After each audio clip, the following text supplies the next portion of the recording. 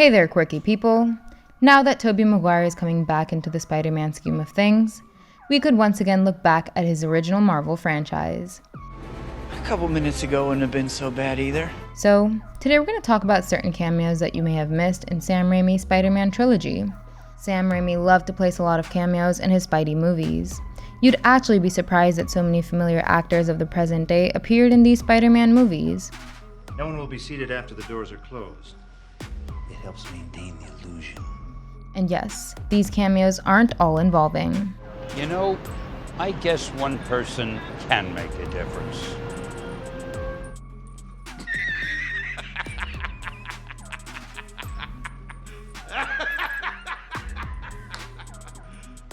You serious?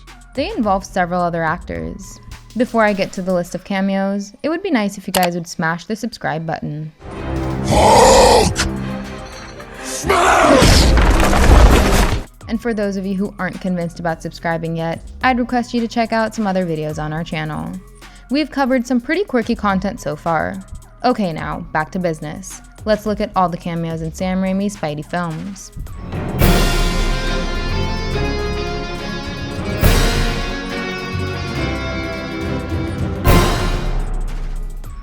First up, we've got Joe Manganiello.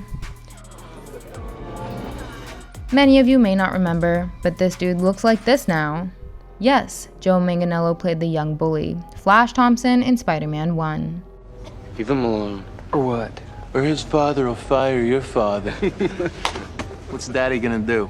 Sue me? And now, I'd personally love it if he somehow makes a return and becomes Agent Venom. At number 2, we have Ted Raimi. That's pretty good. But it's taken. Wait, I got it. Dr. Octopus. But I like it. Of course you do. Yes, Sam Raimi also brought his brother into these Spidey films. He appeared as Hoffman, an employee at the Daily Bugle. Daily Bugle? That's obvious. It's hip, it's now. I came up with that one. You may not have realized, but this guy made short cameos in all 3 films. Another big actor who was there in the entire trilogy was Bruce Campbell.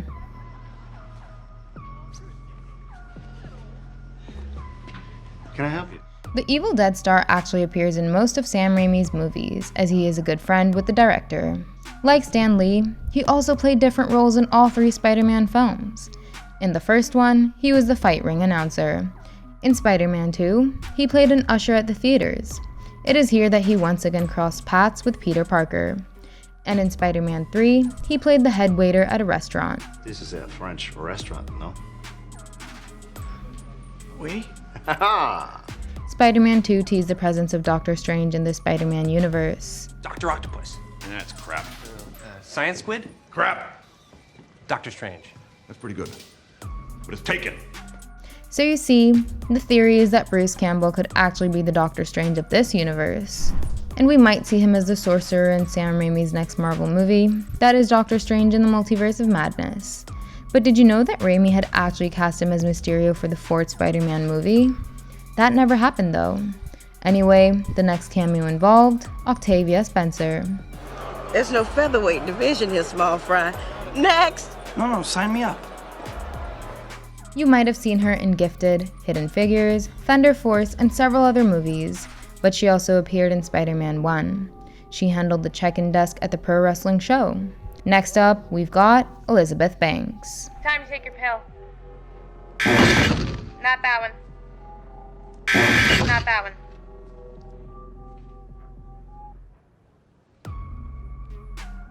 She played Betty Brant, the secretary to Jameson in this universe. If you need comparisons, then this is Betty Brant in the MCU. The next one is Bryce Dallas Howard. Yeah, I'm fine. Thank you. She's the lead in the Jurassic Park franchise, but she played this pretty face in Spider-Man 3. Oh, this is so cool. She was Gwen Stacy, who did not get a whole lot to do. But at least the Spider-Man in this universe was able to save Gwen from falling.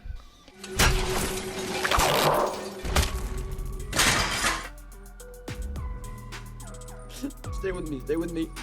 Stay with me, stay with me. You stay with me.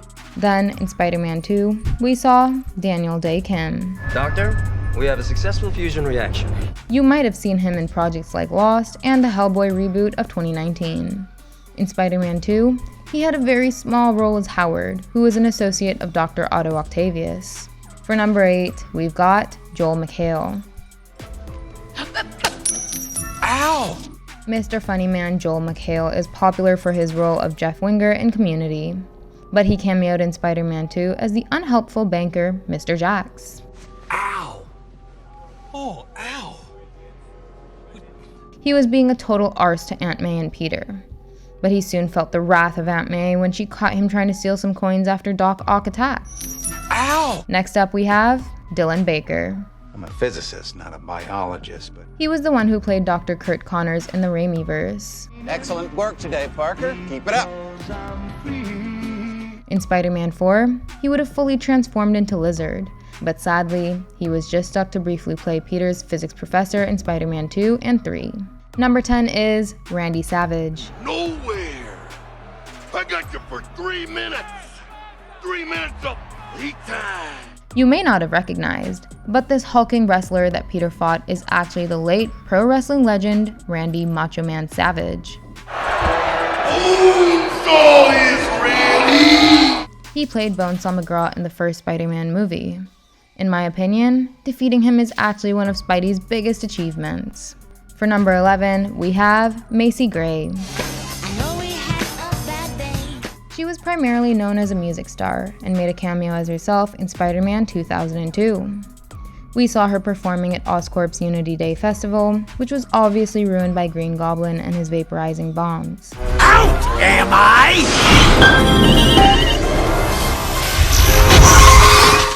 And the last cameo that we've got is from Lucy Lawless. Guy with 8 hands. Sounds hot.